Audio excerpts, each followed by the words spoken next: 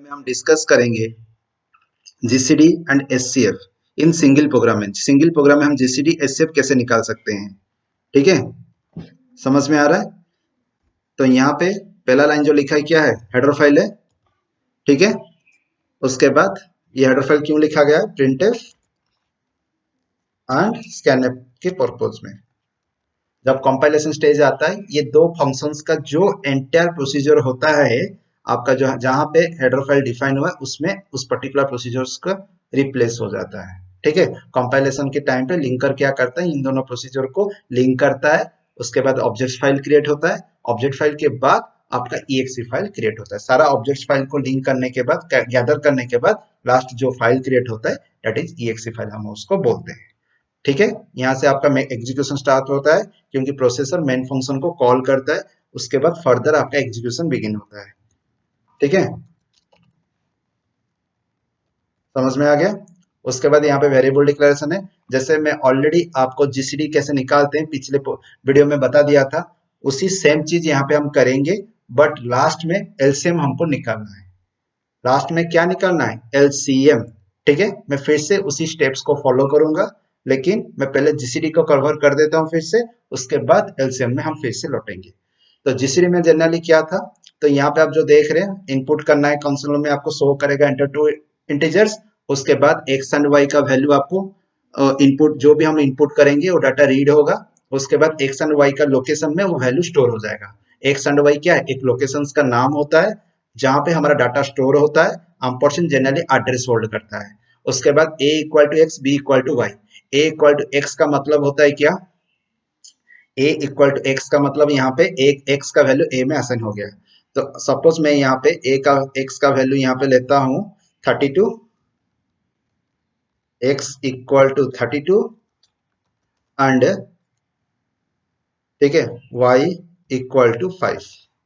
तो अभी a का कितना हो गया, a equal to 32, b equal to 5 हो गया। तो अभी यहाँ पे हम ये वाला पर्टिकुलर प्रोसीजर कैसे निकालते हैं, हम उसी पर्टिकुलर जीसीडी वाला जो कोड है हम उसमें चलते हैं। तो यहाँ पे आप देख सकते हैं, तो यहाँ पे मैं वही 32 5 को इनपुट लिया हूँ, मतलब ए एंड बी में असाइन किया हूँ।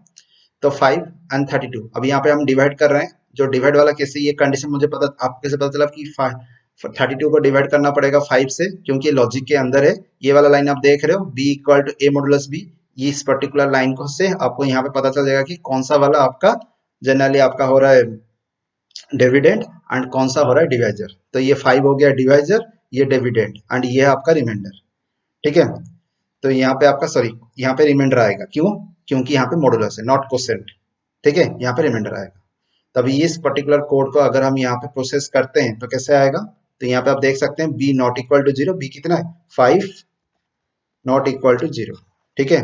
अभी अंदर आया, जो टी एक वेरिएबल है जो कि हम इंटरचेंज करेंगे, डिवाइजर से डिविडेंड, डिविडेंड से मतलब डिवाइजर इंटरचेंज करेंगे। जो रिमाइंडर आ गया वो हो जाएगा डिवाइजर, एंड जो पिछले वाला जो था डिवाइजर में वो चला जाएगा आपका डिविडेंड प्लेस को, ठीक है। तो समझ में आया।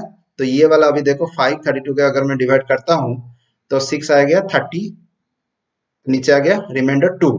तो अभी 2 हो जाएगा डिवाइजर एंड 5 हो जाएगा डिविडेंड। उसके बाद डिवाइड करोगे, रिमाइंडर आएगा 1, तो 2 हो जाएगा आपका क्या, डिविडेंड, देन 1 हो जाएगा आपका डिवाइजर। अगर 0 आ जाता है, उसका ठीक उसी पर्टिकुलर डिवीजन में आपका जो डिवाइजर होगा that value is called GCD, ठीक है, that value is called your GCD value. तो उसी तरह यहाँ पे आपका आएगा, तो 5 यहाँ पे असाइन हो जाएगा टी इक्वल टू 5, ठीक है। उसके बाद यहाँ पे आपका आएगा बी इक्वल टू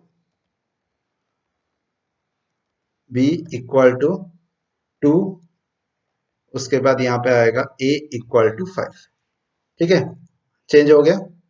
अभी फिर से इसको, अभी हो जाएगा b नॉट इक्वल टू, अभी आपका b नॉट इक्वल 0, b कितना है 2 नॉट इक्वल टू 0, अभी अंदर आया। अभी यहाँ पे t कितना हो जाएगा, इक्वल टू 2, ठीक है। उसके बाद यहाँ पे b equal to a modulus b, a में कितना आ जाएगा, a में ऑलरेडी था 5 मॉडुलस 2, तो यहाँ पे रिटर्न किया 5 मॉडुलस 2, ओके, इक्वल टू कितना 1, ठीक है, इसको भी इस तरह हम लिख देते हैं जो कि इजी होगा आपको एनालिसिस करने के लिए। 32 32 मॉडुलस 5, ठीक है। तो यहाँ पे आपका इक्वल टू आया